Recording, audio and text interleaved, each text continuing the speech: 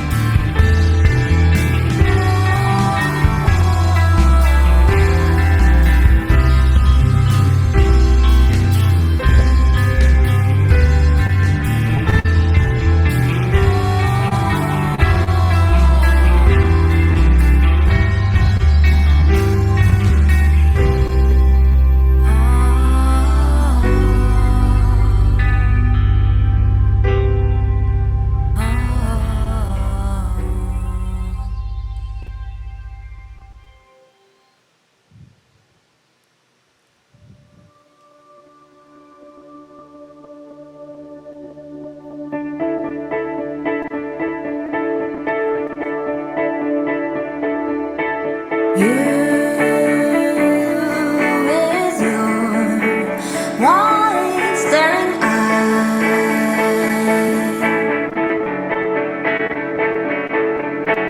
looking at me like I might take flight.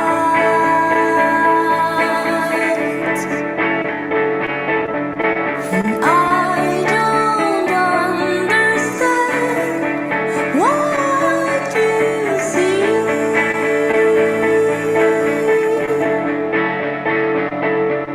And I don't understand what's it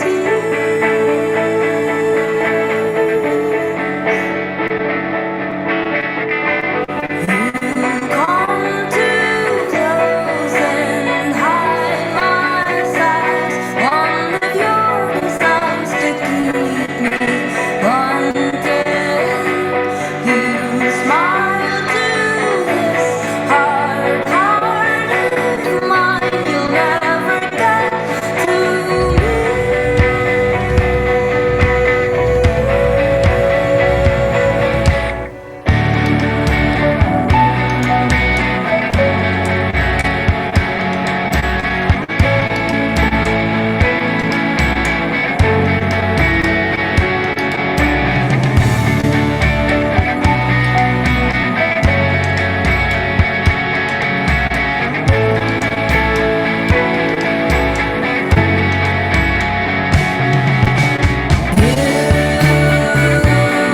Listen close, waiting for my call.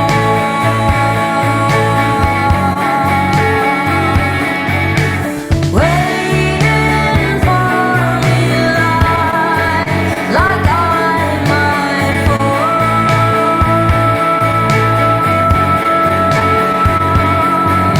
And now I understand what you see.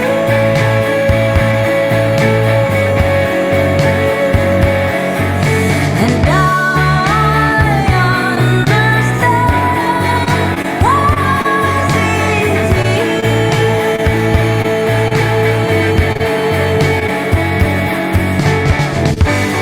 you come too close and hide my sight.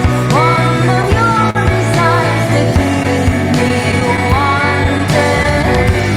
You smile to this hard heart of mine. You'll never get to me.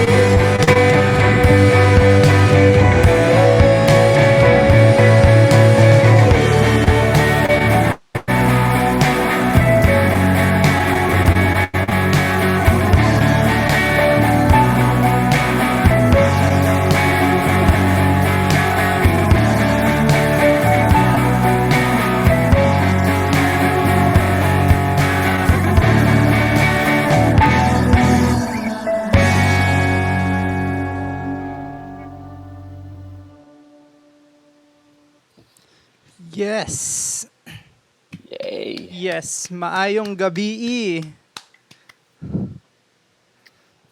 Nice. So we just listened to Grey Lullaby and White Eyes from their 2018 EP, The River Gold. Grabe, actually, Casey, solid talaga ng vocals dyan. Like, I love Yes, KRNA vocals every time I hear it. totally agree. So, yan lang. Comment lang po. Kamusta, guys?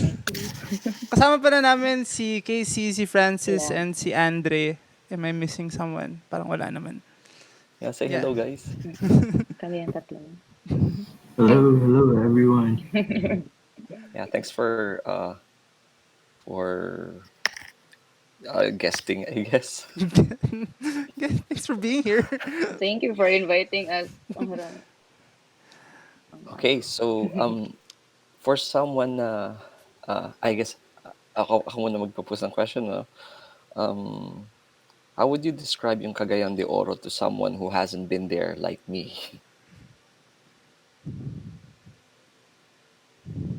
Para siyang city na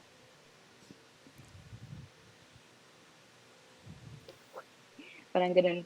Pero Like we have the malls and everything, pero siguro sa music scene na lang, parang before booming siya, pero ngayon parang naging silent.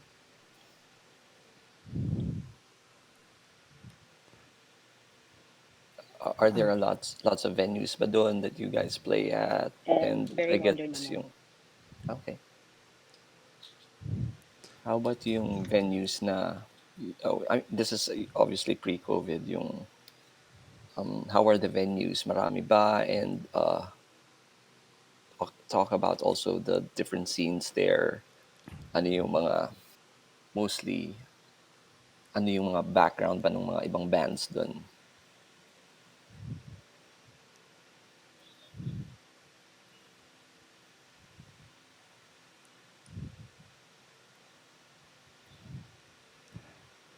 Um, as for venues, parang before we had Punch Bowl, yun yung parang go-to pag mga from other cities pumunta dito, Punch Bowl, or yung mas older, yung Coral, pero ngayon nawala na siya.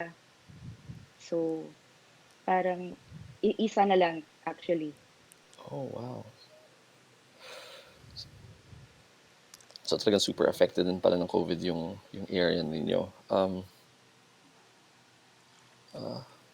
I guess can you tell kasi I think I read from your bio rin na parang it's a very again pre-COVID medyo very active yung indie scene dun eh. Nakita ko nga parang may indie CDO, mga ganun. So, tell us more about that. Ano yung relationship niyo with, with the other bands there?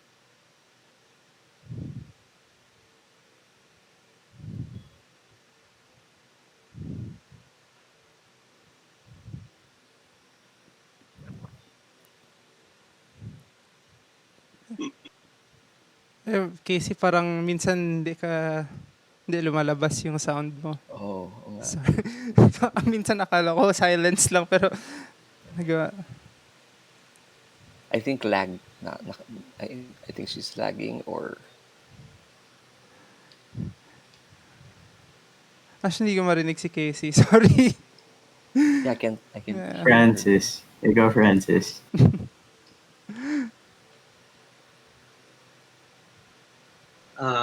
Hello. Yung yung embassy namin doon sa dito sa Cagayan de Oro. Yeah, you're right. It was really blooming before the pandemic at saka merong anong tawag yan? Resurgence or reawakening sa indie scene, especially ngayon na may talagang big shift sa music we've seen it in the past few years. At saka we've seen a lot of new acts working with us a bit older than the new generation. At saka everybody's friendly there, especially uh, birds of the same feather. At saka you belong to a similar sound. And then maraming scene dito. We have the rock scene, we have a metal scene here. At saka we have those a bit mixed scene, the one where we belong to. So actually a lot of bands, maraming big plans for 2020, and we were supposed to record our follow-up album last year, but dahil sa pandemic, we had it delayed. At saka ngayon, we're hoping that the scene will survive through this.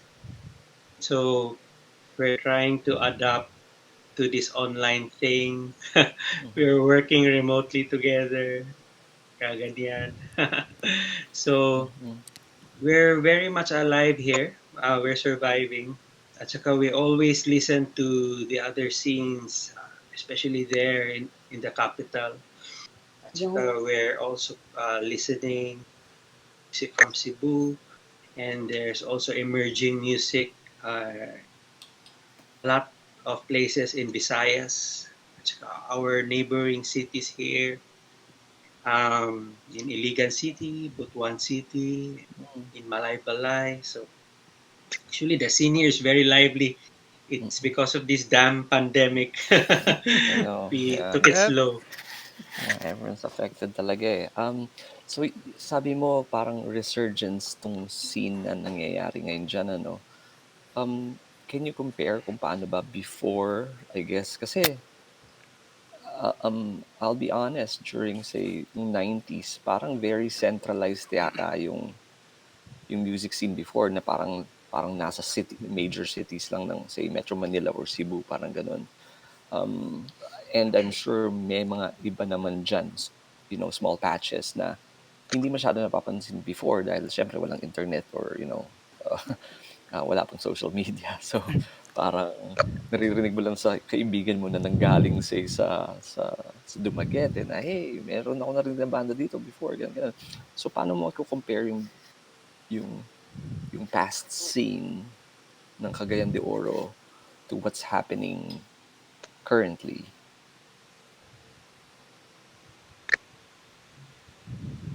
Um, Kami po ni Casey, yung mga experiences namin are different. So, for me, we experience a bit of a crisis here in our city.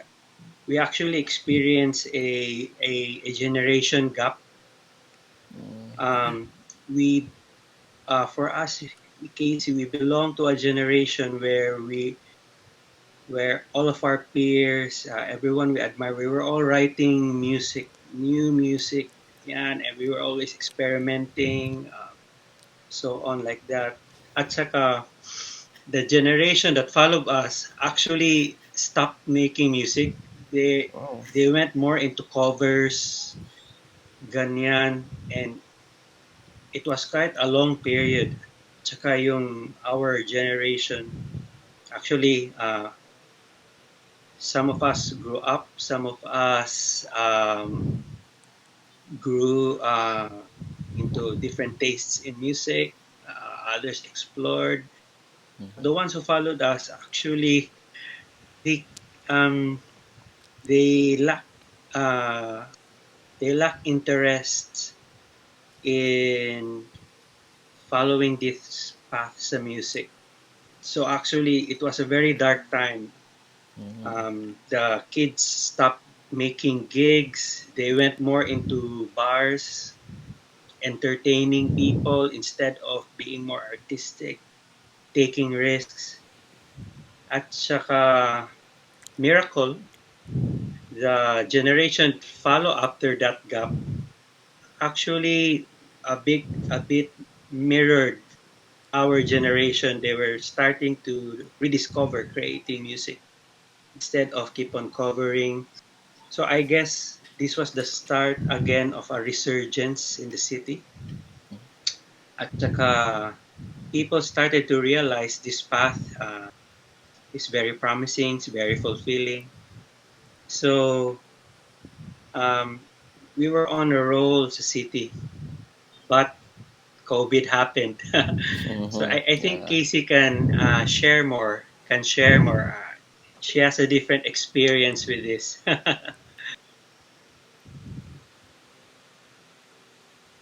Nawala ata siya. Nawala. Nawala ata si Casey. But anyway, siguro, I think yung internet niya. yeah. Well, to add to Dale na lang din.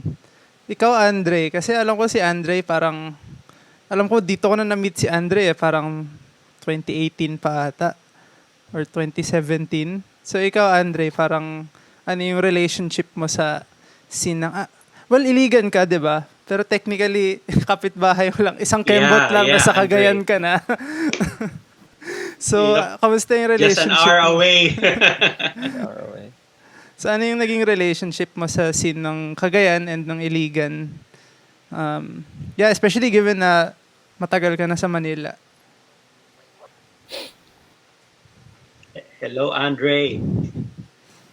Well,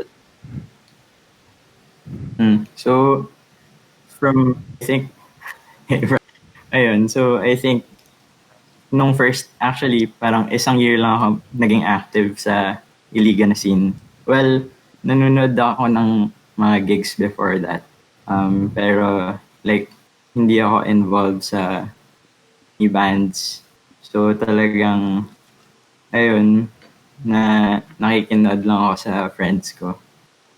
And then, ayun, 2016,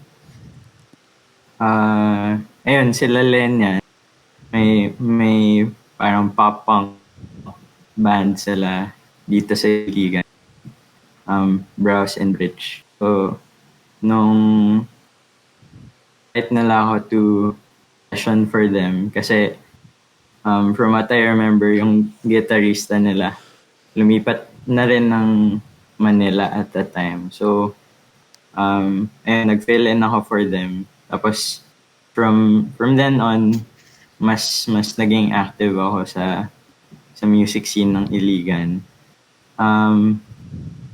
Sila Lenyon yung nag-start nung Indie Iligan. Tapos, ayun, nung lumipat na rin siya sa Manila,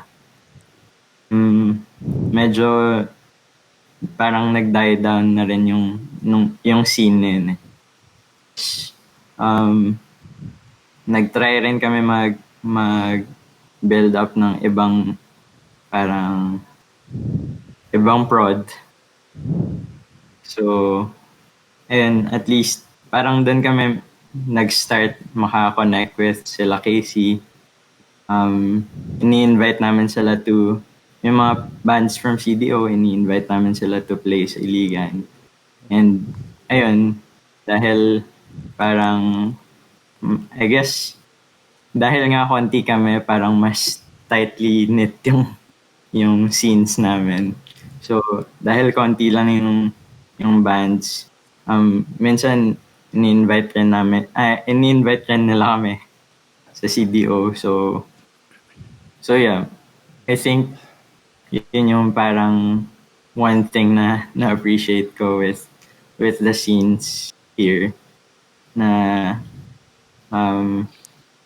kahit medyo malaya, actually isang oras lang siya, mga 1.5 hour, pero mga about 90 kilometers yung layo ng CDO from here. So parang nung isang gig na pumunta kami for to play for ibang band naman yun. Dahil medyo parang nagka-problema ata dun sa isang part ng highway. So, imbes na 8 p.m. na kami magpe-play, mga lampas 12:00 na kami. Parang tapos na yung gig pagdating namin. Pero pinutugtog pa rin nila kami nung dumating kami. So, I guess parang yun yung na-appreciate ko. Parang tagang parang participative yung mga tao na kasali dun sa small na scene. Okay lang, ano yan, 1 hour 30 minutes, Iligan to CDO. Mas matagal pa rin yung BF to Mouse. Sa So, parang bagay. okay lang yun. Oo. Dahil sa traffic, ano? So, lahat ba kayo walang naka-base sa Manila, no? Lahat either dyan sa Cagayan de Oro area naka-base. And I guess, officially, sa CDO siya nag-form talaga, no? Bale, ako, since 2017, sa Manila na ako eh. So, Nasa Manila ka. Okay. Ngayon lang ako nakauwi ulit dahil sa pandemic, last year. So, ayun. Yun, bumalik na si Pero Kay. whenever pumupunta sila Casey, ayun, ako yung nag-fill in rin for Okay. an extra slot sa guitar. So, ayun, Kasi hindi. gusto kong tanungin sana si Casey eh. I wanted to know her background din sa music since yung KRNA kasi ang parang very distinct yung vocals eh. So, gusto ko malaman yung, I guess, yung bata ka ba, mahilig ka na kumanta, gano'n, or nag-aral ka ng voice lessons, yung gano'n. Parang background lang. Sana okay na connection niya.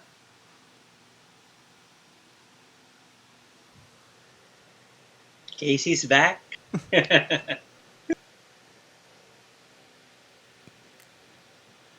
Casey, narinig mo yung question ni Dale? Or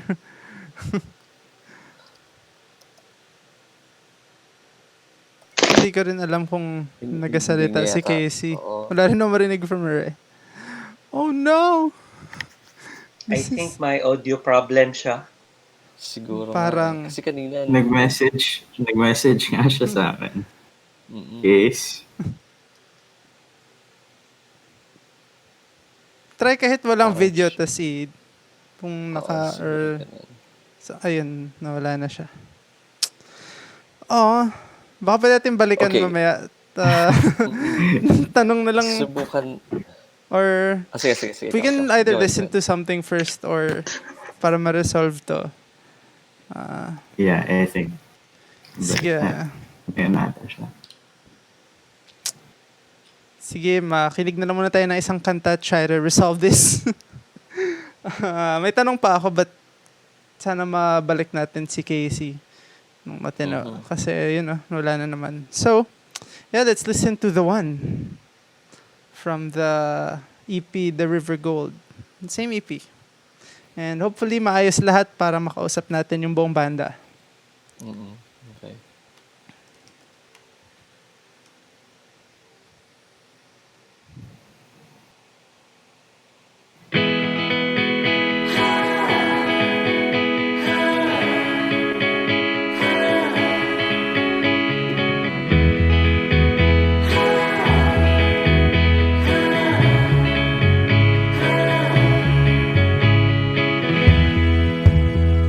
Sorry I couldn't be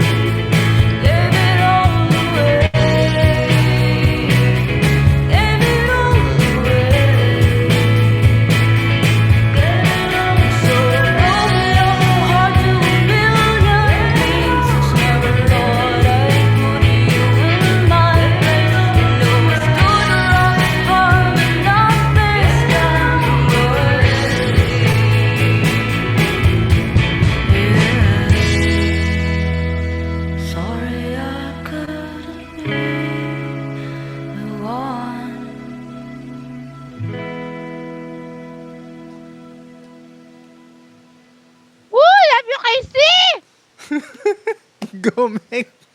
Love you, Meg. Oh, hello guys. Nagulat ako dun, ah. Sarap pa ng kain ni Meg eh. Sorry. Oh, na-excite lang ako. Alright, looks like Casey's back. Nako, nandito na si Romel. Okay na. Yan, okay na, okay na. Madrid. Um, follow up, Casey, kay nawala ka kanina. Ano yun, Dale? Di ba may question ko for Oh, Casey? yung Yeah. ano nga ba, parang background, I guess, on Ah, oo, yung parang wala.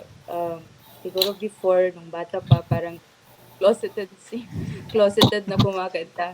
Parang ayoko talagang nakita na kumakanta. Parang pag may gustong kumanta, parang sa bahay lang kumakanta, tapos pag pinapa-present sa school, ayaw na ayaw. Tapos yung nagbabanda na, talaga, gitarista ako, yun yung pinaka-first talaga na role. mm. Tapos pag pinapakanta, hindi, gitarista lang ako. Ganun. Tapos parang, ano lang, yung nakapakanta sa akin is yung si Jadi, yung bahista namin before. Mhm. Si Jadi, mga bata pa kami ng mga college. Tapos parang, he just tricked me. Kasi parang sabi niya, "Oh, ikaw yung bassist, tapos ito yung riffs." Sige, sige. Tapos, wala pa tayong vocalista, pwede ba ikaw muna yung kumanta? Tapos binibigyan na ako ng lyrics, tapos parang ganun. Yun, Okay, sneak peek.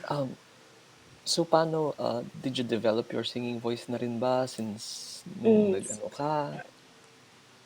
sort of kasi, yun nga, sa family ko, parang parati ako kumakanta. Yung mga songs ng dad ko, na yung Beatles, yung ganun. So, kami yung Wait, parating partner, siya yung naggigitara. So, ganun. s s so wait, sabi mo songs ng dad mo, I songwriter mean, ba dad mo I, or yung, I mean, the songs he likes. okay, okay, okay. Yeah, yeah. How so, so does yung nung nag-start kang mag-sing, yung mga bandmates mo ba nun, alam nila na you had this great singing voice? Kasi for Ano, someone na, sige, go ahead. parang bumaback up lang. Yung banda kasi namin before, yung first band ko, Maudlin, parang emo band na 4 na babae, tapos, ganyan, tapos, ano lang, backup vocals, pero yung backup vocals parang, ano, wala lang, backup vocals, yun lang. Tapos, later on, yeah, after, like, the band broke up, parang, wala lang, nag-try lang ako na parang, ako na yung vocalist, kasi may kumuha sa akin, na nakasama ko lang sa videoke, yung with friends, ganyan. Tapos, "Gusto mo bang gusto bang kumanta for a band?" Pero di nila alam na Na yung mga nagbabanda songs ka. na gusto kong kantahin, hindi pala nila trip. So ano yung kinakanta mo sa karaoke na yun? Hindi ko na ma-remember eh. Di ba? Okay na, okay na. Hindi ko na ma-remember. So, So ah, paano kayo nagkakakilala din? yeah, how did Yun nga, KRNA form? Kirin, kasi sila Jadro, Johnny, at Francis, matagal na namin yun nga magkakilala dahil sa emo scene of our 20s or teens. So yun, may kasi yung music scene before of CTO, sa era na Yung yun, emo parang face. emo face, Emo grabe. face. Ayun, united yun. Talagang maraming gigs, yung gabi-gabi ang gigs, talagang mas maganda nga. Anong Tapos, year ito? 2006, 2004, ganun ba? Wow, okay. So mga 10, 15 years ago. 15 Yeah, plus parang years ganun. ago. Yeah. Tapos sila Francis at Johnny, parang mga, we look up to them na. Kasi 16 years old lang ako noon eh. Tapos sila yung parang, wow, ang gagaling nila. Tapos, ganyan. So, parang later on, kasi nga, dire-diretso na yung pagbabanda. So, nakakilala na. Tapos, after yung last band, yung Arthur, yung last band ko, na ako yung vocalist, parang, yun, ako na yung nag-contact sa kanila. Kasi, parang sila yung, ano ba, dream bandmates ko. Mm. Noon, parang, I'm not worthy. Noon kasi parang, gusto ko silang, ano, i-invite, pero parang I'm not worthy. So, wag muna. So, yun. So, yung parang feel ko na worthy na ako. Yun. Si Casey si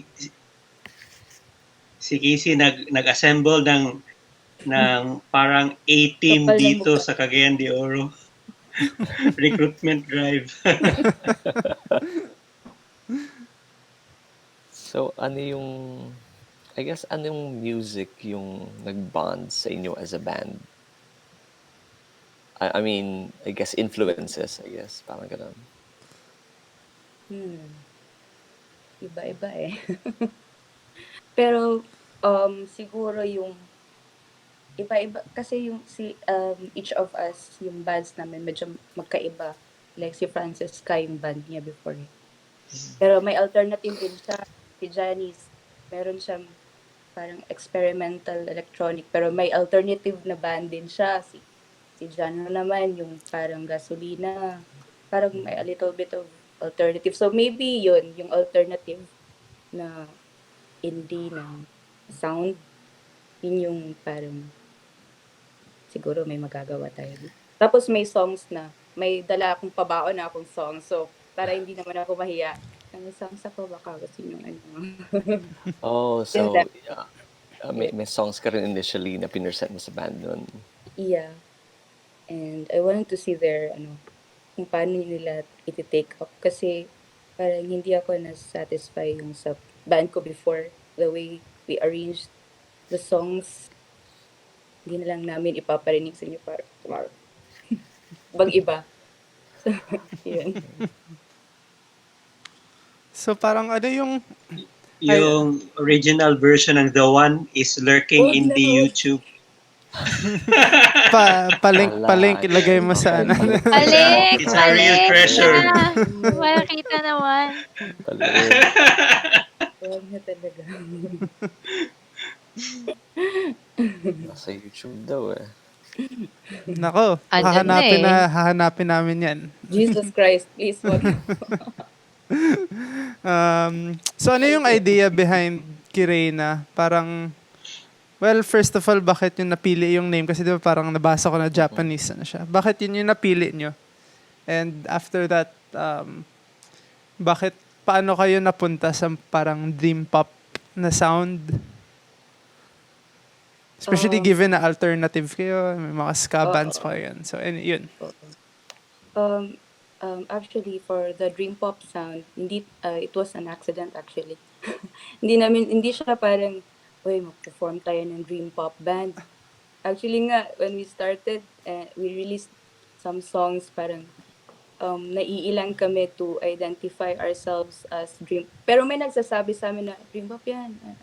Pero hindi namin in-identify kaagad as dream pop kasi first of all, parang, naku, nakakatakot. Baka may ibang tao,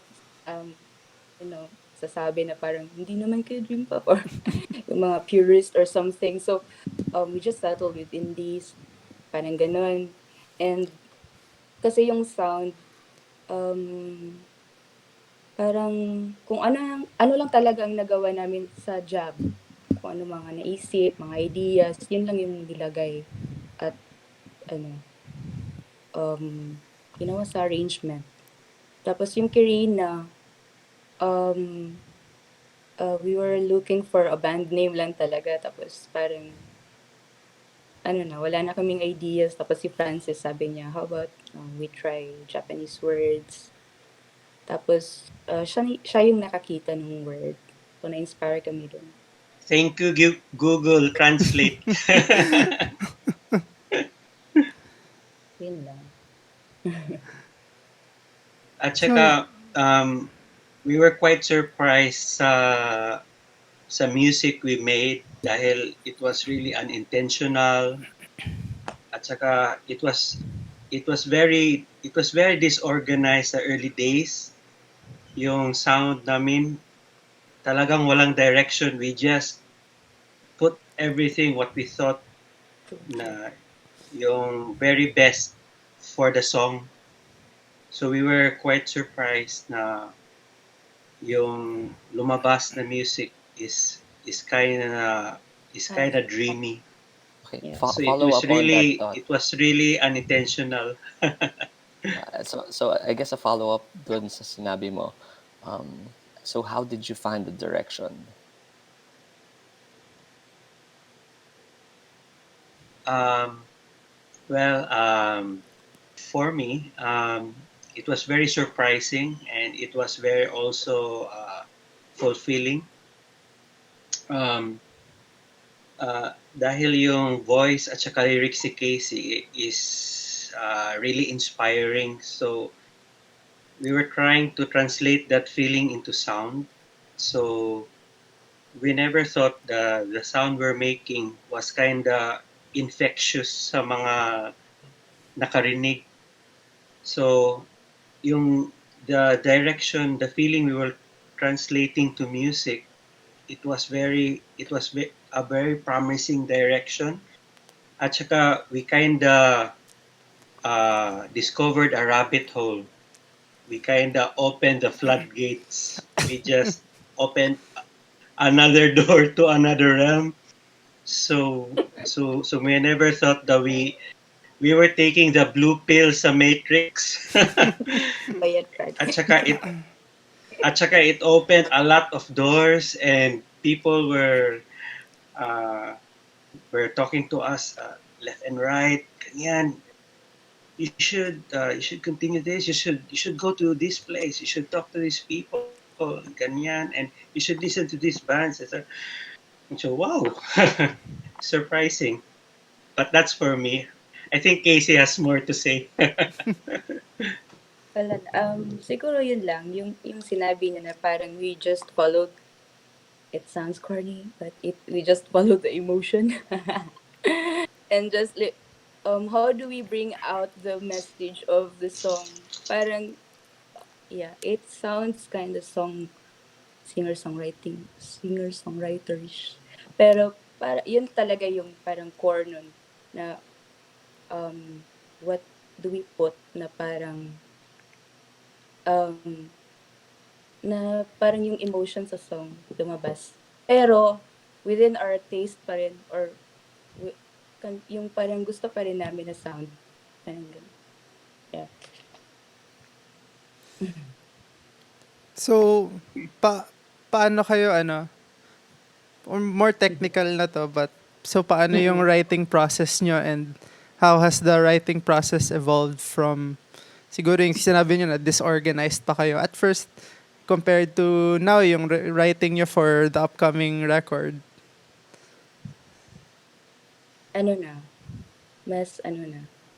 Mas whiteboard. May legit Yes, whiteboard. whiteboard. We're actually using a whiteboard in making a song. So we're writing the idea first, then the title of the song, the structure. Merong checklist. Talagang very very far from what we started. But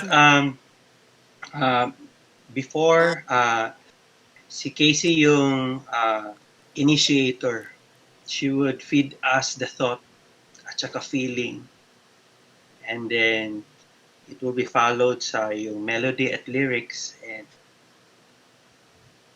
kami yung drummer namin si Janro, yung bassist si Johnny.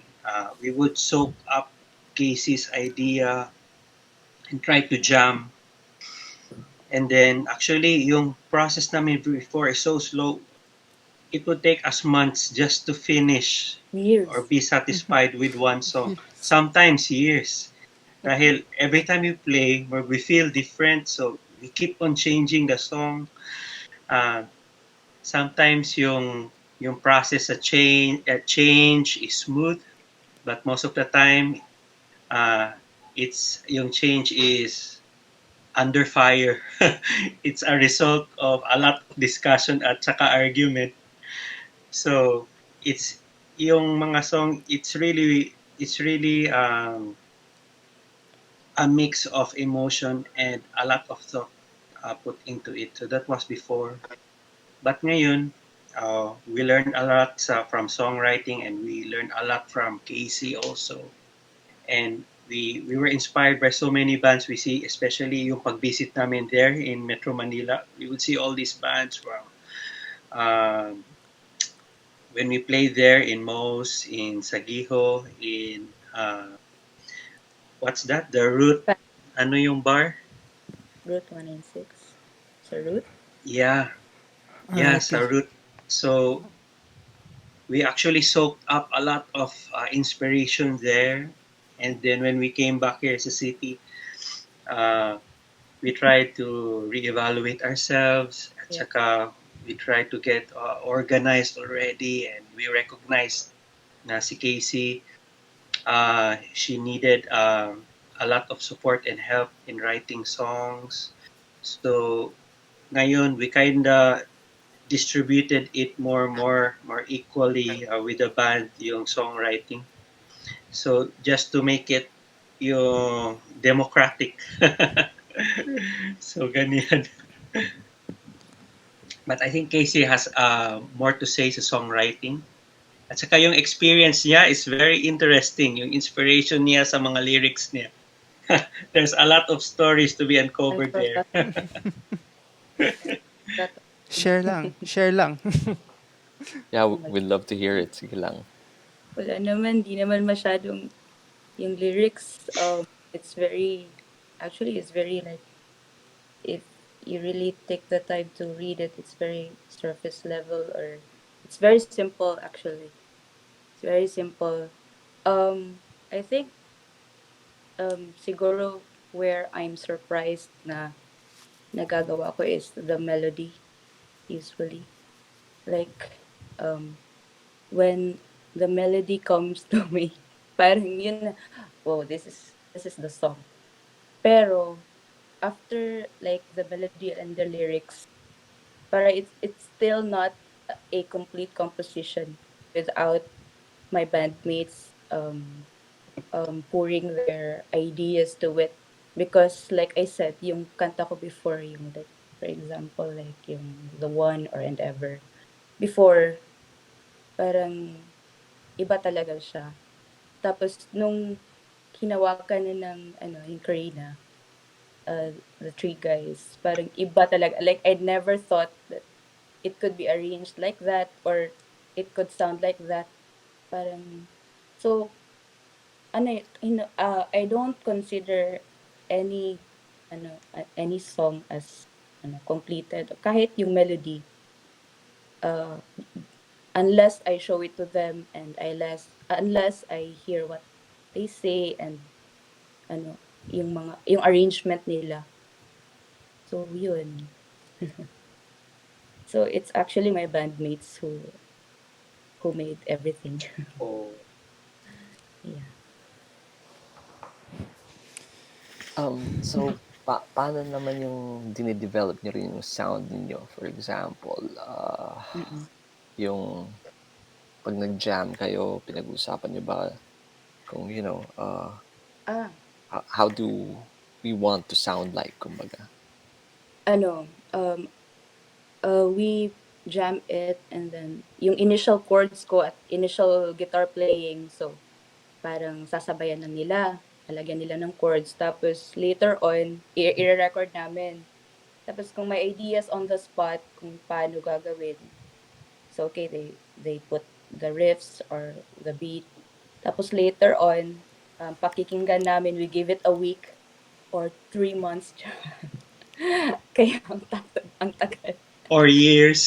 parang, tinutulugan namin, ano ba. Mas ang tagal talaga namin makasulat before. Tapos yun, the next time we meet, which is, kasi before ang busy talaga namin, like, Francis sa doctor, so parati talaga siyang busy. And kami lahat, mahirap mag-meet. So sometimes almost 2 months before mag-meet again. Tapos kahit yung GC wala. Pero pag mag-meet kami, ano, talagang may ideas na. Tapos or sometimes pag may ideas while thinking about it, sinasend nila, gusto ko ano, itong song. Parang nagsasend kami ng inspiration ng mga songs, parang ganyan. So, yung part na 'to parang gusto ko na ganito or yung guitars, ganyan. So, ganyan lang. At saka, if you notice yung EP namin, if you look at the 5 songs, it's very, ano yan, very distinct from one another. So, it was a time that we were exploring, we were trying to figure out what works, what doesn't. At saka, uh, there's a little string that connects all the songs. So, yan talaga yung backbone. So, after playing a lot, after listening to ourselves a lot, uh, we were starting to realize the sound we were looking for. So, if you compare one song to another, it's very, very different. As in, yung things in common is so, so little. Ay, So, sorry, ngayon, friends, go. so we learned a lot sa yung EP namin, yung process. And hopefully, our next release is the culmination of what we really aim for, yung sound, the thing that reflects us. Hopefully, we have discovered it na. We hope, we hope. So, every time we play, actually, yung goal namin is when we play something, we need to evoke an emotion. If we can't evoke a feeling, uh, we really feel discontent. So actually, we wrote a lot of songs, and most of them were set on at the sides. So it's because we really need to get that spark first before we release it. So I think that's the basic goal. Try to evoke an emotion in everything we do and write. So I think that's the basic. Um, Instead of aiming for an ear candy, we're trying to do an emotional candy, something like that. It's kind of weird, pero it's something like E-candy. that. Yeah, I like it. Yeah, yung psychological connotation. Yeah, it's Yeah, like we I try to play it live, yeah. We try to okay. play it live and we see the reactions of people. That's one thing we do also. So if we feel that they haven't connected with the song, we try to like what's missing or how can we convey it better. So something like that. Yeah. So At saka yung first drop sa song, it sounds so different sa final thing, as in light years. So it's really that hard for us to make a yeah, song. Very, very far. Very, very far. That's a good sign na malaki yung transformation from draft to final. So, True. exciting. Um, so your EP was recorded in parang 3 studios ba or something. I was looking at the Bandcamp page kanina and I think I saw like so and what can you say about your learning experience, I guess, on recording these songs in different studios and working with, say, the I guess si Francis din ang sound engineer dito eh. So tell us about your experiences, recording this EP. Um, uh, yung main lesson we learned is really trial and error. Uh, we were very nervous first time kami going into serious recording because we were so used being so relaxed, being on a live setting. So when you arrive sa studio at saka there's another engineer looking and talking at you. So the environment is very different. It's like we're a little fish in a fishbowl and we were threw off to the ocean. So it's a very different experience. So actually the reason my tatlong studio Mhm. is we were we were exploring the sounds of the studio at saka the yung feedback, yung reviews from our friends and the people we know. So we actually went first to Bukidnon, to Malaybalay City. That was Bukidnon, the first okay. studio. There's a very good studio there. It's called Cambrian Studios, and the engineer and the owner there is our friend. It's Mark Cabrera. So we actually recorded a lot of tracks there. At saka the city is so cold. It's like Baguio. It's really high up in the Yes. mountains. Mm. So it was one of our first road trips. Talagang adventure. And so when we got there, uh, the studio sounded different. The engineer has a different process. At saka yung gear niya is different. So when we recorded there, we actually didn't finish all the tracks because we were so far away from home. It's like 3 hours drive with no traffic. So so we just decided to just stop there. So so we re-evaluated ourselves for a time. So so there was a time that it was so difficult to go back to Malaybalay City. So we decided to look for another studio. So uh, we have a friend here who has a home studio. So we we tried his studio for convenience sake, and at saka yung rates niya is very reasonable. So our song again was exposed to a new environment, new sound, different process, different tracks, different gear. So so that's a story of the second studio. At saka when we were almost finished tracking all the songs, so Casey got a wild idea. Now, when she was listening to our song Grey Lullaby, she was imagining a shallow sound, and she really wanted it to be real, authentic, as in human. So no samples, no programming, ganyan. So we were fortunate enough that Casey found a sessionist, cellist. Mm. So we hired him. So that's the time that we were looking for another studio that's really has a focused sound in recording. Talaga, so we found another studio in the city. It's a small studio. So that's the story of Nebula Studio. So we actually recorded the shallow tracks there, and actually Casey and John did. So they did a lot of coaching to the cellist. That has to be the feel, ganyan. So when all of our tracks were finished, we were looking for inspiration and how to make it sound like. So the tracks were there, were laid in already. So first of all, we really wanted to sound organic, like it's real. It's real people playing. Nothing electronic, nothing mechanical. So we were really using real drum tracks. Yeah, so with less processing,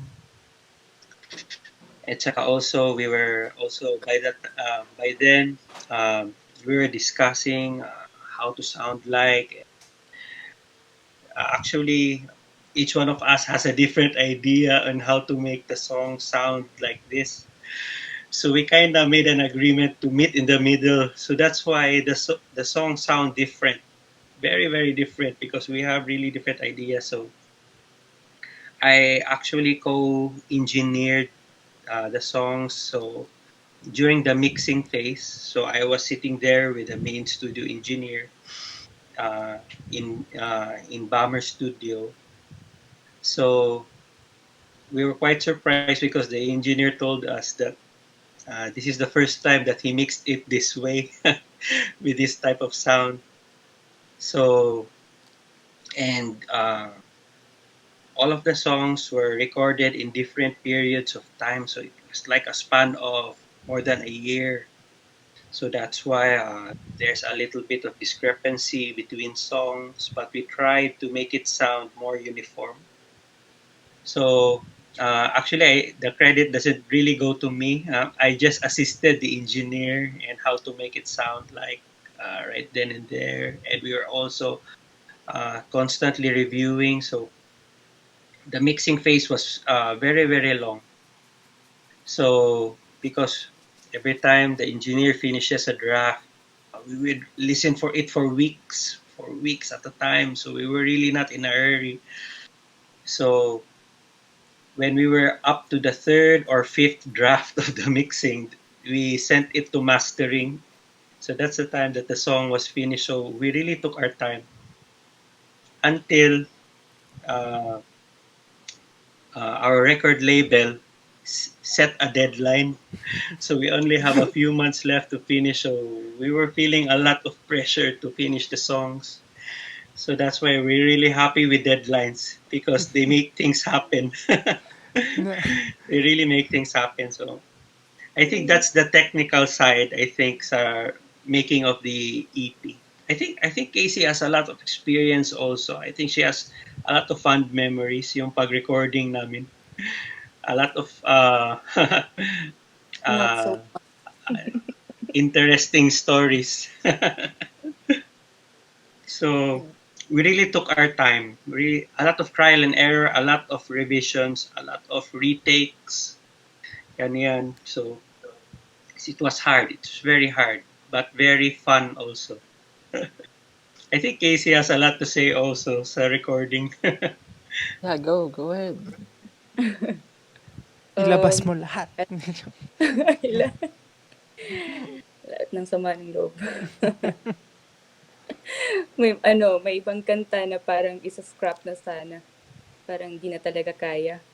Pero, like yung The One, parang we were having a hard time, but I was fighting for it. Like, parang, hindi, kaya pa. Like, 1 week before recording time, parang I sent them another arrangement, tapos, oh. So, may mga ganun. Parang a week before, tapos yung My Dear, parang hindi pa nila narinig yung melody. Kasi yung My Dear, yun yung song na different from all the rest. Kasi ginawa na yung instrumental na yung ginawa namin. Yung arrangement was there first. Si Johnny yung gumawa ng parang arrangement. Tapos, it was up to me to supply the lyrics and the melody. Pero parang nag-procrastinate ako.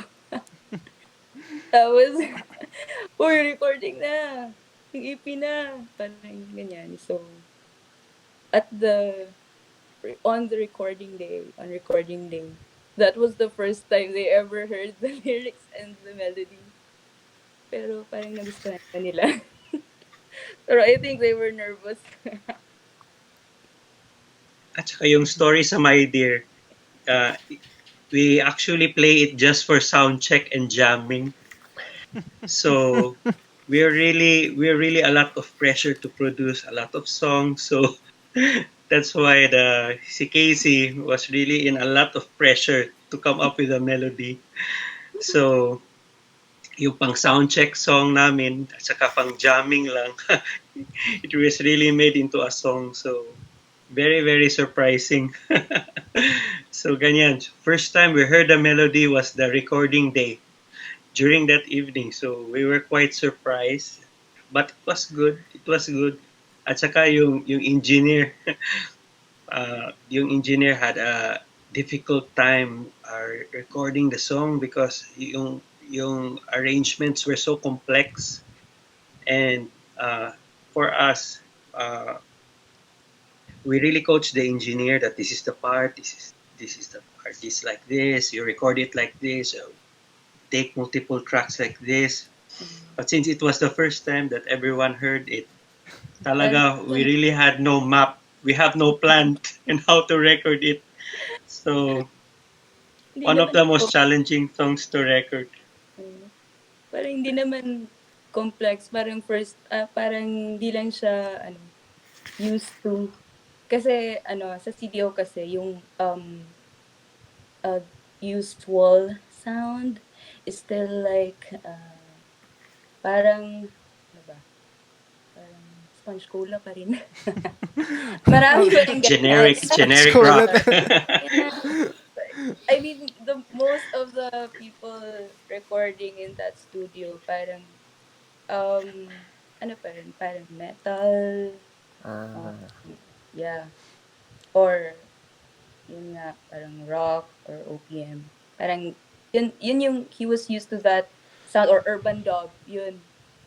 Para yung drums nga before parang, bakit parang masyadong urban dub? So, buti na lang nandun si Francis. Francis na ano, nagga-guide. And yeah, tapos yung ano, yung engineer, si Bam, friend naman namin, pero medyo strict. So parang may words ako na the way I say it, he doesn't like. So parang paulit-ulit, talagang na-stress na ako. Like, ganito talaga ako magsalita eh. Wala na akong magagawa. So parang he just left it like that.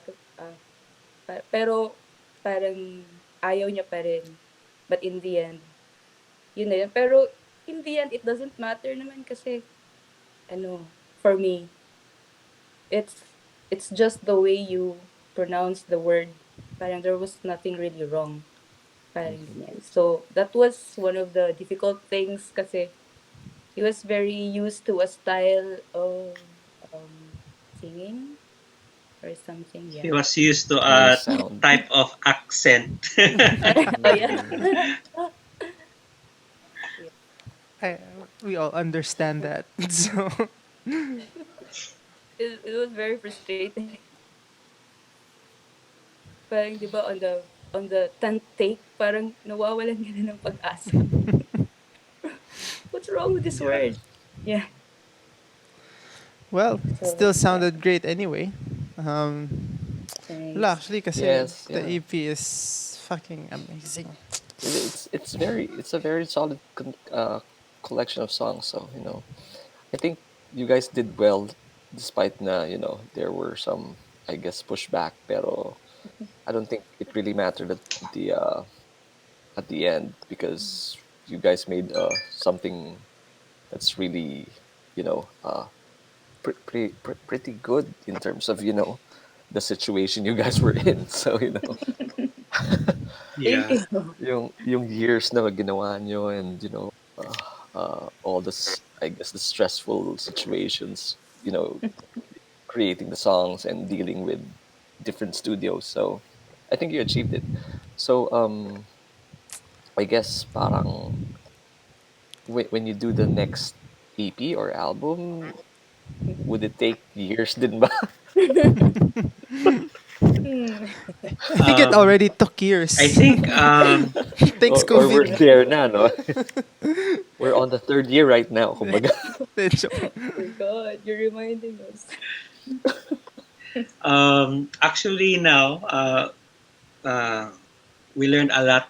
So we learned a lot from those experiences. So ngayon swerte kami, yung pinsan ni Janro, yung drummer namin,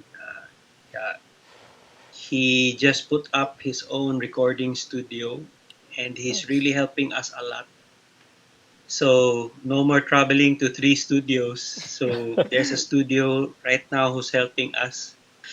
And actually, a few hours ago was our first recording session Oh, Alright, for the cool. new album. nice. So we are working hard, really doing our best. At saka, uh, I think everyone will be surprised, pretty surprised in what we're working on. So we hope we will not disappoint, and we hope it's really something. So I think it won't take years. We're trying This to year. release it this year. We're hoping My that God. we will able to share yung new material namin, a whole set of new songs, more than 5 songs, and we Nice. hope everyone can hear it this year. This year, despite the pandemic, and we're also lucky that we were able to acquire some new recording gear. So we are Tell us ngayon. about it. Uh, it's like it's really unsafe for us to meet all the time in the studio doing the sessions, especially with the engineers. Actually, there are two of them helping us. So uh, that a lot of people inside the studio during the pandemic is really unsafe ngayon. So so Casey recently got some new recording gear. So we found it to be very very effective in recording her guitars at saka vocals at home remotely at saka Mm. me also. I found a way to record my guitars at saka yung mga piano at saka synth ko. So when we actually go to the studio, uh, less studio time na at saka we already did some dry run on the quality of the tracks we are making. So we are composing remotely, distantly, and we are recording distantly. So the only time we'll show up to studio is when we're doing drum tracks because genre really can't do it at home alone. It's Mhm. talaga really complex to track drums. So we're hoping that this system is working, will be working. But so far, so good. It's been effective, cost effective, and less studio time. At saka also, Casey and I were discussing a while ago kanina, uh, where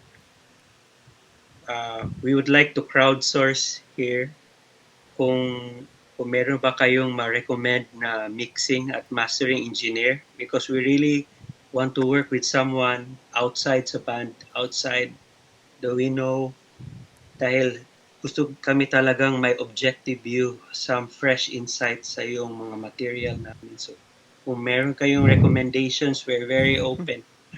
So, Casey, please help me crowdsource. Ayun, Hi guys, please help us. sabi ni Jan Lore, si RJ ng Red Verb, who I would also Oh, recommend. Kung gusto And niya and sa... also Jerome Velasco is here by the way. So oh, he Whoa! does mastering and mixing then. So he's hello here. guys. Ah, oo nga no. Ano, hindi ko napansin. Sige, Yay! sige, remember So, the names, Francis. kung gusto niyo ng contact, PM niyo lang ako sa Casey, face. Casey, make a list na Casey. So, Take note, take note. Take notes. so So yeah. yeah, Sige, yeah. recommendations duly noted. Because we want also maybe meron kayong recommendations yung producer type na engineer. We would like a lot of help talaga in making this record come true. So we would like a fifth man in the band, someone from the outside, yung fresh perspective, uh, walang bias, para yung fresh insight because we really want to sound different this time, but Si new Johan ba and yan? still familiar. Ganda naman pala eh. So working hard, working hard. Ayun. So, Good luck for that. Pero in the meantime, ano muna tayo? Before we move on, kasi may mga tanong pa ako, but take a break. Let's listen to the last two tracks from the EP. My Dear and Ever. So, refill muna kayo ng mga beer or ng mga kape nyo or kung may food kayo. See you back in... Johan, check the admin chat, ha? Yeah, I'll... Okay. Sige. Okay. Sorry. BRB. Kita-kits, mga guys and girls and everyone in between. Braver heart, pull the trigger now. Undecided thoughts beyond the wildest dreams. A sight to see when you're alone with me. A miracle can decide for us. You don't need to lie for me, my dear. Already know. Tell me what you want to hear. I'll whisper in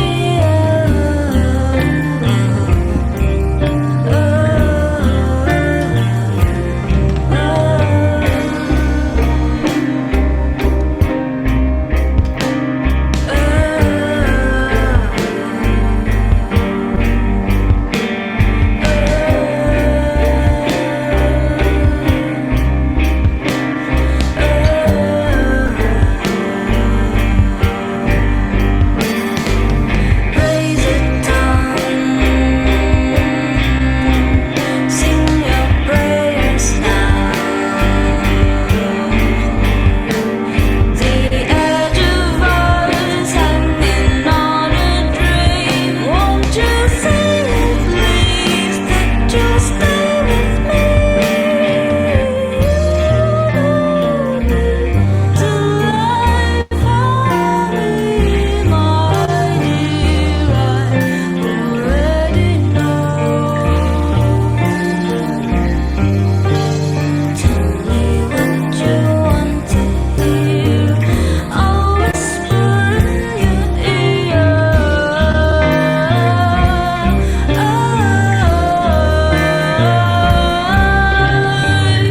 You don't need to lie for me, my dear. I already know.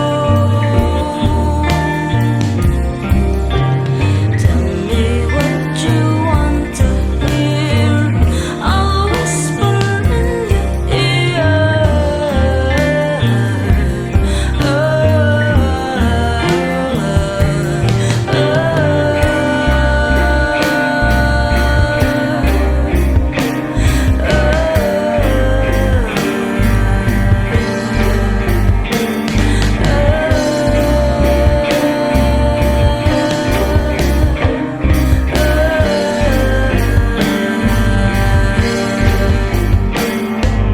Tell me what you want to hear.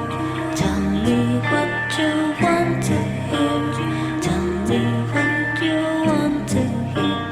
Tell me what you want to hear. Tell me what you want to hear. Tell me what you want to hear. Tell me what you want to hear. And I'll whisper in your ear. Galing. You have Endeavor.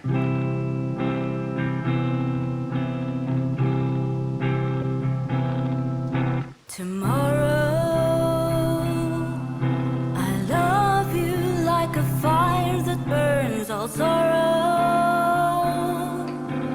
I will never turn away, illuminates me like the light of day.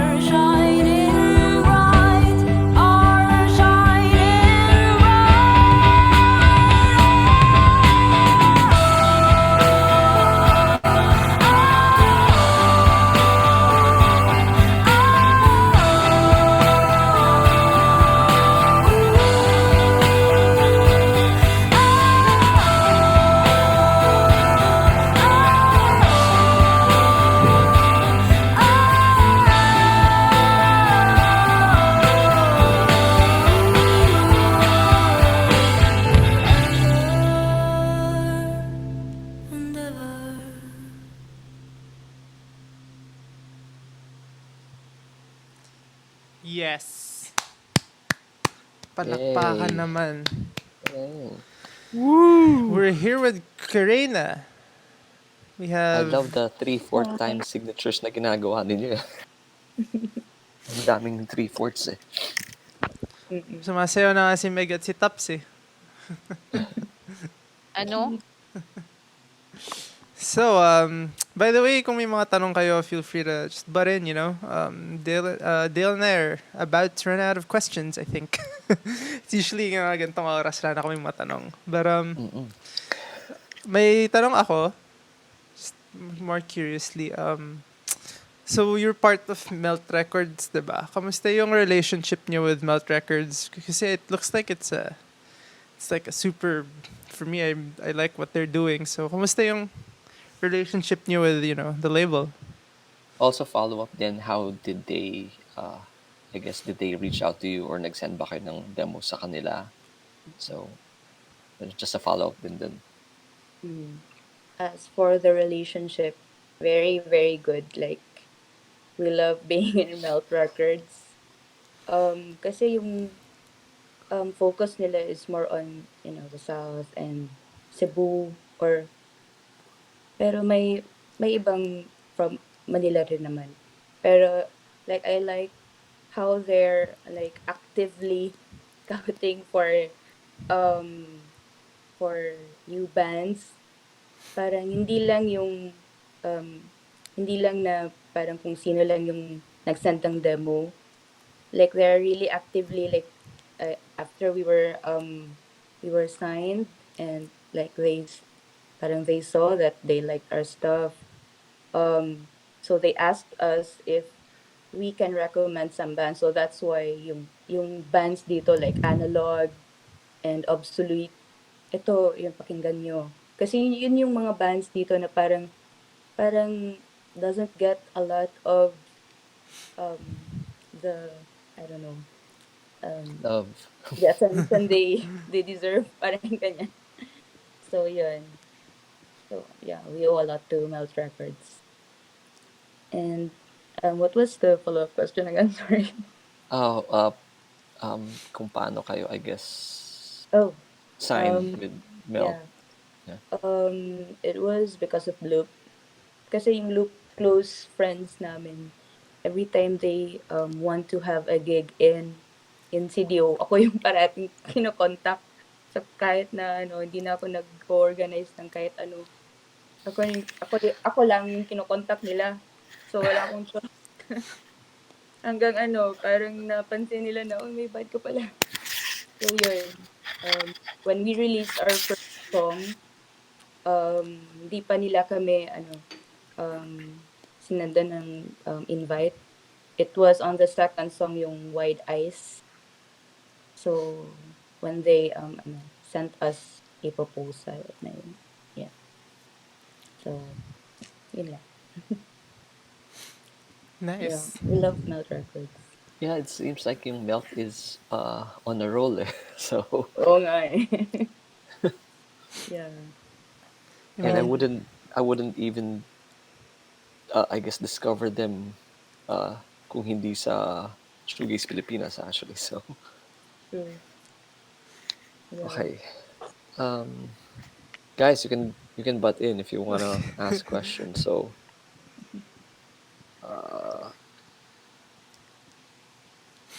Ito, more on shows, playing yung mga gigs nyo. Kamusta yung experience? May difference ba yung like reception ng mga tao sa inyo if you play, say, in like Cagayan or Iligan or, you know, parts of Mindanao or Cebu? And may difference ba between there and say dito sa Manila when you go here to play? Definitely. Kasi dito sa PDO, sort of a little bit known na kami. Pero when we started out, people were weirded out talaga. Sorry, pakiulit. Si Romel kasi. Sorry. Romel. Ingay eh. Romel. Ayan, okay na. maingay talaga yun eh. Nakamute na si Romel, sorry. Maingay talaga.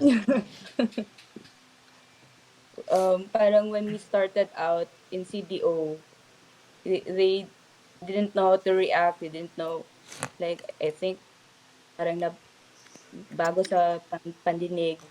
But when we released the, the single and ever, and then they had it on their Spotify's, and they loved it, maybe. So people liked it. So it made us a bit known a little bit in CDO. So people were already going to the shows, so we are very comfortable playing like in CDO. But when in Manila, of course, it's much different there because every show, um parang people are really like used to new sounds. They even seek new sounds. So like we were nabaguan, pero we loved it a lot. And we were also in awe with the other artists, of course. So yun. Kasi sometimes dito sa sa Sido siguro kasi kami yung mga matatanda, matatanda. So parang sila yung naiilang sa amin. Pero Yung oh yeah, a little bit. Pero dun sa Manila, parang kami yung parang mga bata. Ang ganda. Parang parati kami in awe sa lahat na napo-play kasi there's always something new. So, yan yung parang difference talaga sa how does that make you mm, guys feel, by the way, kung na, in yun, your yun, in the local scene, 'di ba? Tapos pag pumunta kayo ng Manila, wow, parang yun. Siguro at first, yun nga, anxiety. Tapos, sobrang anxiety, yung pagtatagalog. Tapos, later on, na lang, yung iniisip na lang namin parang, wag na nga nating i-overthink para hindi naman tayo nag-invite sa sarili natin dito. Parang, 'di ba? So, I think siguro something different siguro tayo kasi andito tayo pinapa-play. So, yun na lang yung iniisip namin. And we enjoy it a lot talaga. Like every time we go to Manila, siguro nga if only millionaire lang kami eh. But talagang At pabalik. Amin kayo saka, eh, dito na lang kayo. Oo nga eh. at saka every time we play sa mga gigs in different scenes, uh, uh, Casey's right. Actually, meron kaming a bit of anxiety every time before we play because yung feeling you're always different.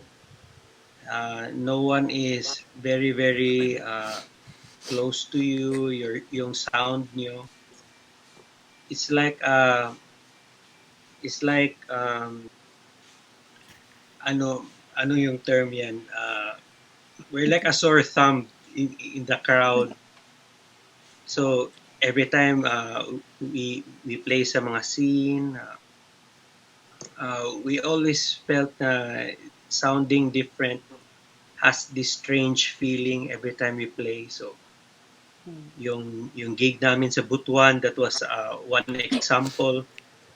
It's like all of those band yung mga front acts, talagang yung sound nila is really rock heavy, ganyan. And when we played, oh my God, yung, yung main band is, yung sound nila very gentle talaga. At saka, may front act sa amin talaga um, yung sound nila is like new metal, rock metal, at saka we're playing after them. Oh my God. Ganyan. And just like yung gig sa Iligan, Iligan has this distinct sound sa bands nila. So they really have their own scene. So when we play, wow, we're different, but is this a good thing or bad thing? Ganyan. And when we played in Cebu, they have a different sound there, yung mga bands sila, especially yung indie scene. So when we played, oh my God, we're sounding so different again. And so, but when we played there in Metro Manila, it was a different feeling where we were feeling. I think this is the place where we belong. I think this is the this crowd has taste, and the people here are so warm and friendly. At saka everybody is supportive with one another.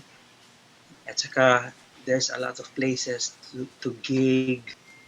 So so I guess it's kind of weird playing in our hometown and playing there with you guys. Talagang the feeling is different. It's so much better because the scene there, we really appreciate it that much, and we're also listening to the bands there. So I guess it's an experience. It's an experience. I guess I haven't told you this pero gusto ko magpasalamat for to you guys na nag-join kayo or I guess pinaunlakan ninyo yung aming request para mag-join dun sa Shoegaze Pilipinas compilation. So, thank you so much for doing that. And so being a part of, I guess Shoegaze Pilipinas and Furiosa, ano yung mga bands na discover ninyo na nagustuhan ninyo and I guess were you aware ba na nagta-thrive pala tong ganitong scene sa buong Pilipinas? Mm, actually, yeah, that's also one thing I wanted to mention. The Furiosa family and the Shoegaze Filipinas family was very, very welcoming and inclusive, and we really thank them for that. Kasi ano, may a little bit of here and there may mga bad experiences, pero sa ibang ibang productions, pero with Furiosa, they were very, very like they welcomed us with open arms, kumbaga. So like the like what Francis said, we felt very welcomed, and we felt very appreciated. So yun. Yeah. You hear that, Romel? Yeah. Salamat, Romel. Salamat Romel and Jan Lore. And yeah, the bands Polar Lows, Idol, oh, super. Lodi. Polar lows talaga. Marami kaming na-discover, and parang every time may new the next band plays, it's like parang mind blown na naman. Wow, parang we are always like wishing, I wish we could bring this kind of parang ano ba, culture culture in CDO. Like parang the general idea na parang open-minded lang talaga. Tapos you're actively seeking out yung bago or something that you haven't heard before. Parang ganyan. Parang not the typical like radio, the radio sound, radio friendly sound, parang ganyan. So, yeah. The bands also like heavily influenced us like to not always go for the radio friendly sound, kasi before parang sometimes you wanted, especially for us in like CDO, like the only way for us to capture any fans or any like listeners in our hometown is like to make songs a little bit radio friendly or a little bit like digestible or something like that. Mhm. But like we learned a lot with the bands in Manila, especially with the compilations, like the amazing compilations. We learned a lot about like finding your identity without caring if, or not really without caring, but like just do what makes you happy, Yeah. the music that would make you happy, Yeah, you something. do you, kumbaga. Yeah, true, that one. So yun. Yung pinaka-idol talaga namin is yung Megumi Accorda. Parang Yes! yung sa Fête de la Musique parang mind blown talagang mouth hanging open. What the hell? Ang ganda. Parang Collective yun yung crying moment yan eh. May Kumi yes, Accord. oh talaga. I mean, we already heard the tracks on Spotify. Pero parang ewan, parang nag-open yung Heaven's Gate. Yung play nila. Yeah, we Ibang-iba. have to And guess her. also, uh, na, na, na surprise ako sa Taken by Cars, yung sound nila. Because actually, I remember them very differently years ago. So when we came there and they played, wow, we were, the band has grown. The band has grown and they've changed, and the change is good too. Very surprising.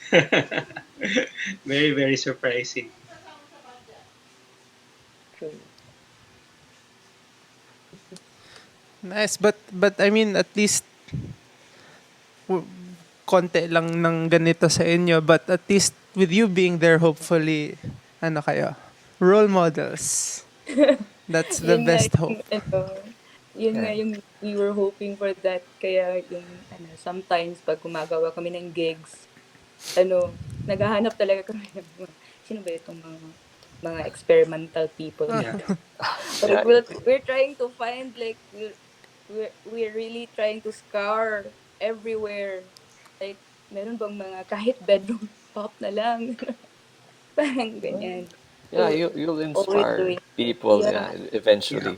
yeah. Like I message people through DM sometimes. You want to play for a gig? And I've made really good discoveries that I'm very happy. So yeah, so At we're kind of saka, before the pandemic, Casey would, I think the term is hunt for these young talents. Hunt, not look. Hunt them. Hunt them and lure them into the scene. But kaya with nga the nung Talaga, pandemic no? going on, it's hard to yeah, discover. So si Casey ay isang huntress. Huntress. Nung sinabi ni Janler tsaka ni Romel na parang interested sila na to do a parang Furiosa tour, we were very, very excited with that because we wanted to really like, look guys, like you can be like this. You can put out music and can there's a scene that will like embrace you. So kasi minsan yung feeling nila kasi sabi, 'di ba?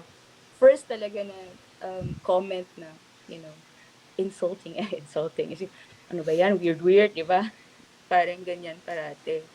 So, we really pushed like with our EP like um we were also a bit surprised actually with the attention that it had.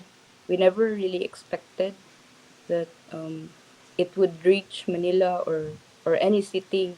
Actually, we thought that we would just like release it and would be heard here in the CDO, and we didn't expect it to go anywhere. And so the our EP getting a little bit of success, a little bit, is really a win for us because we really wanted to, like what you guys said, like influence the younger kids, the younger people to experiment more, like more than us. Like yeah, that's why I hunt people. Huntress ko pala, Casey. Ewan ko Huntress. ni Francis. Hi guys. Isang Amazona. Oh, So yun, punta kayo dito please.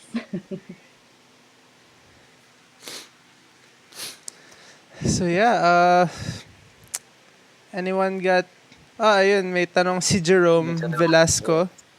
Ah, may plan ba daw kayo to release on vinyl? Naku, gustong-gusto namin 'yan.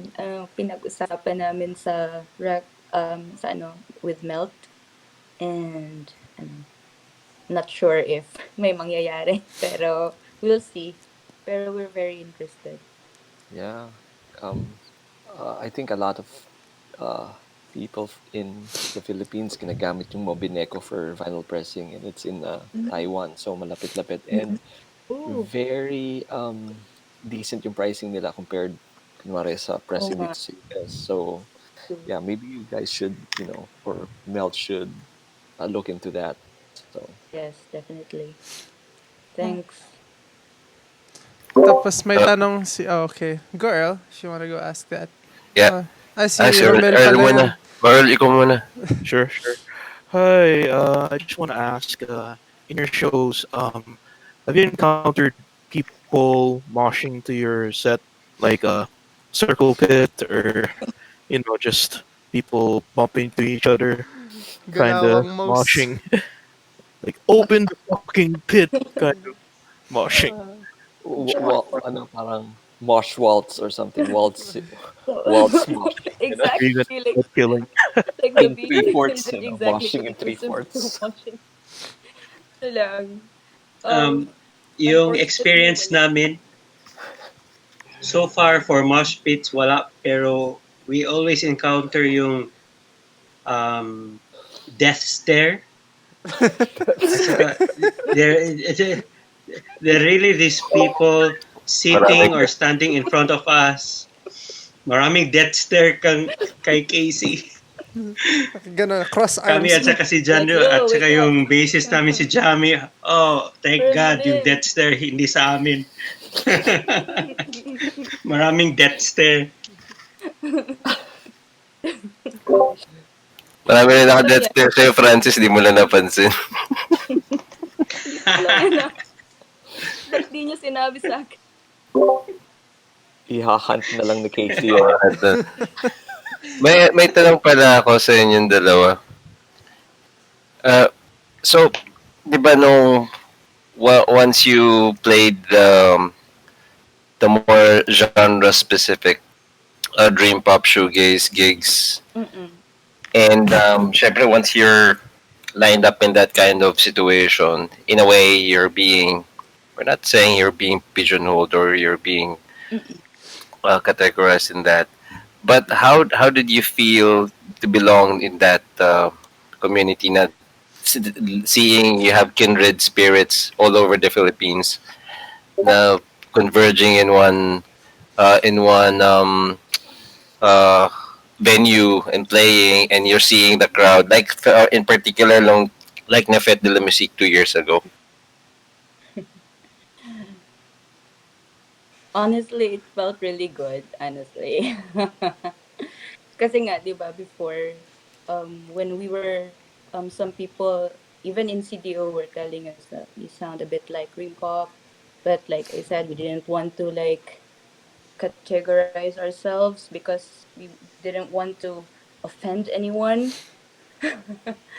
but but then like the legit Dream Pop um society or community like welcomed us, and yeah, it felt good for me. It's not a bad thing, and we don't think we're being pigeonholed at all. So yeah, it's a nice feeling being in a community, just any community actually. And the the shoegaze Pilipinas community is far from being like in a bad community. So like it's one of the best actually. Like yeah. So we're happy. We're really happy. And honored Yeah. actually. We're definitely honored. And and also for me, it's like we're trying to play the music that's in our heads or in our dreams, but we really can't put our finger on it. It's like it's at the tip of our tongue. We're chasing it, something like that. And when we played there and we saw the community, it's like, whoa, wait, I think this is it. I think this is the thing that Exactly. we were chasing, and we didn't know what it was. This was it. I think I think I think I think this is the sound. This is the music. It actually was an eye opener for us. It's like you're dreaming of something, but when you wake up, you can't put your finger on it, and Yeah. suddenly it arrives in front of you. Mm. So wow, wait, So this poetic. is it. It's this is the sound. This is the thing that we were searching for all these years. Oh. And my God, a lot of people are doing it, playing it, listening to it, communing to it. So it was a very good experience, very good experience. So it was an eye opener for us. Wait, I think we've been lost for so long. We found it, something. So for me, it's not really a pigeonhole, but it was a revelation, something like that. So that's our experience. Wow, look at all these bands. Wow, wow, always wow, wow, left and right. So, ganyan. Yung, ano nga, we're really glad that you feel that way. Kasi yun rin naman yung nararamdaman naming lahat na parang isang malaking community, lahat tayo magkakasama. Ang nakakatuwa nga dito kay Francis, may kukwento lang ako sa inyo. So, Nako, yan na si kami, Romel. Hindi, ala joke lang. na, Hindi, ala joke na. lang. Go lang, go lang. Hindi, may Nanggagaling. kukwento lang ako dito kay Francis. Kasi nung Dream Pop na Shoegaze stage, magka-set up pa lang kami. Doon na si Francis, siya sa pinakamaaga. Tapos sabi ko, sabi ko kay Casey, nasaan si Franz? Ayun pala siya yung paikot-ikot na. Sabi ko, tapos hindi siya nagpapakilala, hindi siya nagsasalita. So kami titignan lang namin, sino to? Kasi siya yung Yeah, pinaka tama. riot to, sabi ko. Kulit eh. Yeah, yeah, I remember that. I remember that. Hindi ka wala nagpakilala sa kalooban. Auditor yun. Pero, Pero, Notorious. easy question lang. So, ilan na lang kayo ngayon? Si Janro, ikaw, si Francis. So, paano yung like live performances? How do you intend to execute? as of now, ano lang, parang we're not actively trying to find a bandmate muna, a new bassist. Since Francis actually is also a bassist, he has a lot of bands na bassist siya. So, sa live, we just will try to get a sessionist, and for recordings, siya na yung nagbe-bass. Parang, for now, ganyan. Kasi pandemic nangyari. So, yeah. That's At what, saka, we also tried, at saka nag-experiment kami na as a trio. It was really hard dahil I have to play bass and synth alternately, and I have to program all this MIDI. At saka we need to be precise. Actually, it worked well, pero very challenging and stressful. So it was just an experiment, but Casey is right. Ngayon, we're really not actively seeking for a new bassist. We're trying to keep the circle small. At saka we're trying to make the songwriting at saka recording less complicated for now. At saka if there are gigs or live performances or live streaming, we have a lot of good friends now who can do session bass. So far it's been working out. So but very challenging. It's a very different feeling this time. true. Just being the three of us. Yeah. In terms of, di ba may sumusulat kayo ng mga new songs. Sa susunod na mga kanta, do you intend to pursue a more like nasa dream again, parang you weren't really trying to sound like a dream pop band, pero it just happened that way. But now that the label sort of, I'm not saying it's stuck with you. Parang are you looking at a musical direction in in that path, along that path, or something different, but along that line? Francis. Um, well, how do we explain yung new material namin? Um, Tunog urban dub it's na ba? Ganyan. tunog tunog Nickelback. Oh no. Yun tayo. Look at this graph! Actually, we're ngayon, so far, with the coming songwriting, it's a mixture of something familiar and something different. And this something different is like the secret ingredient. So it's like the X factor. So I think it's safe to say that this X factor that we are exploring right now ngayon, um, it's more on the dreamy side.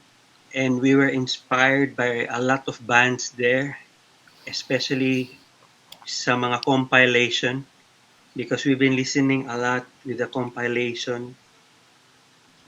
At saka, it also helped us add to our influences. So actually, it's safe to say that we will be leaning on the dreamy side of the music. But we still have some familiar elements. You can still hear Casey's voice. You can still hear the styles of the drums.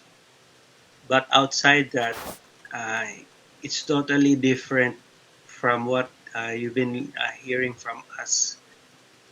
And we hope it's gonna put smiles on a lot of faces. And we hope it's gonna be part of something big.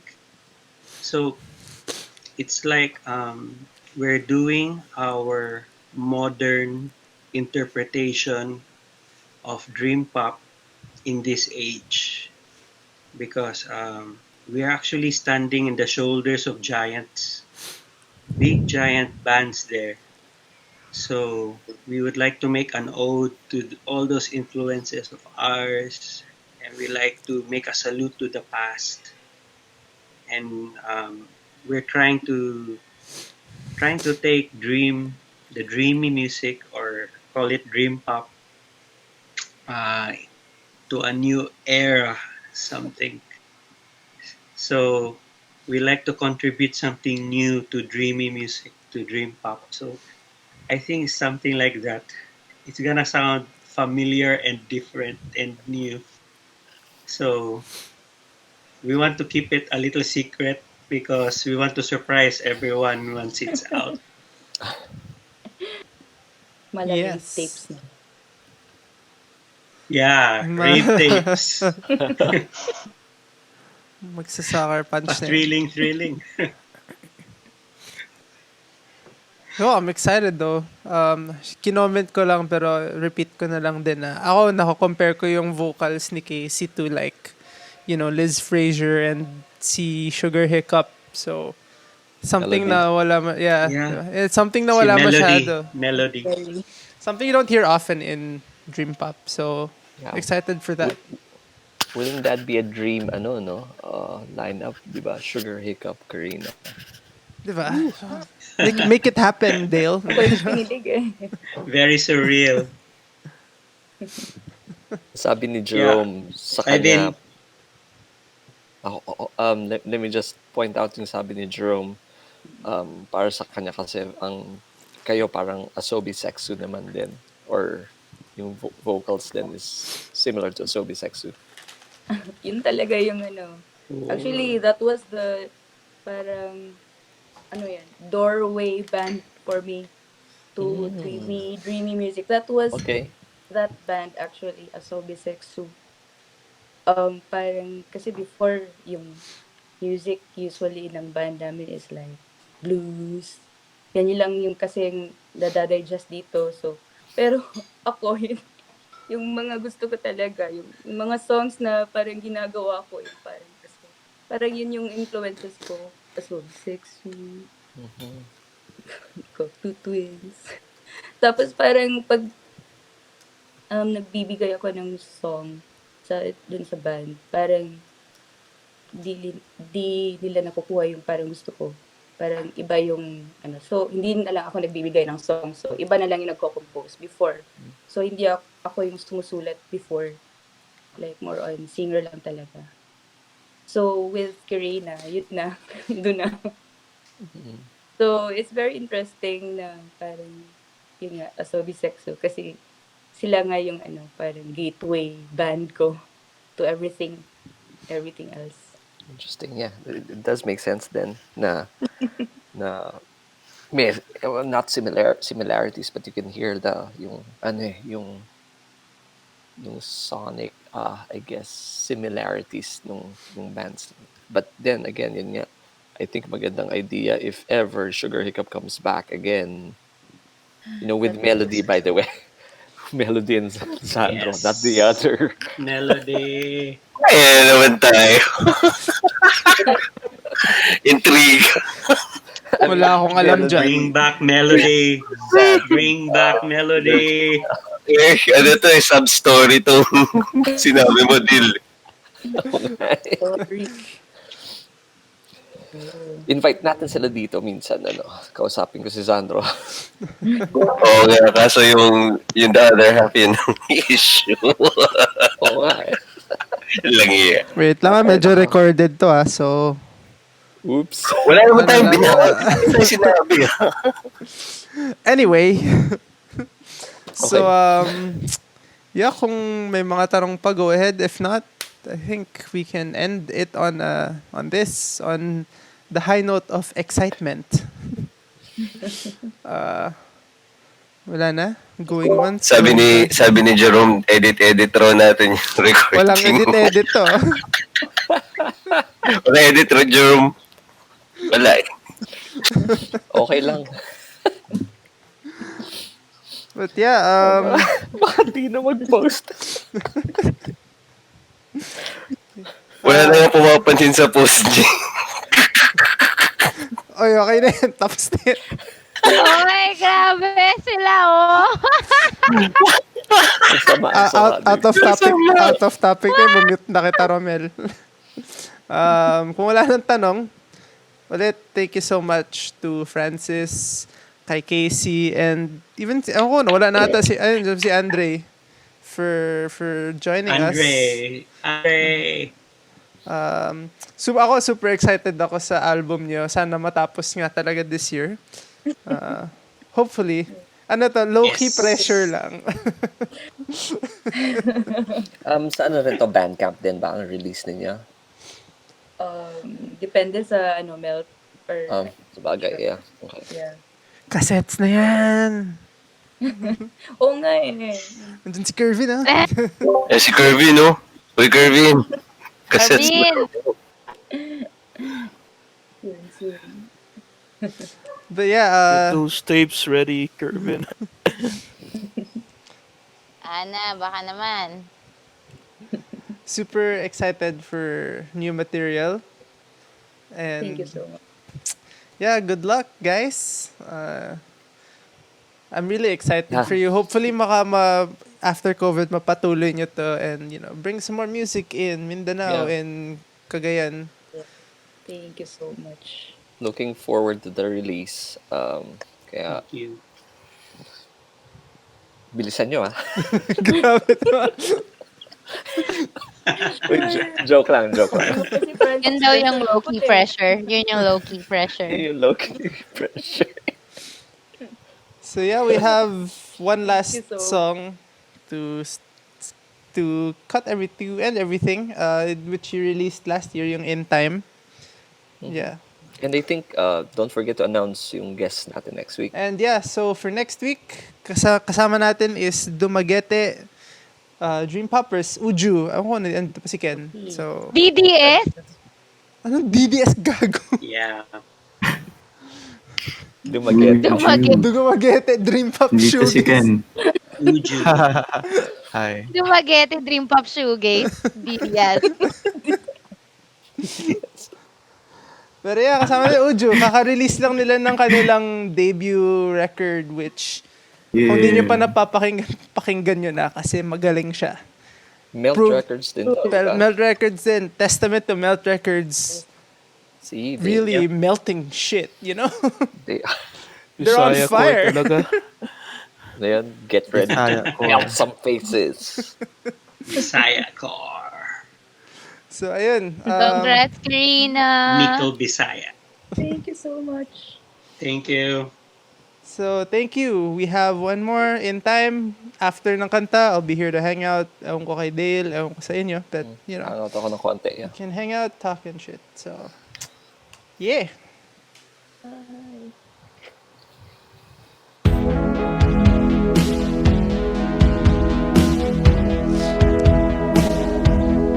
In time, you'll be out of my mind, and I'll wonder how you even got in.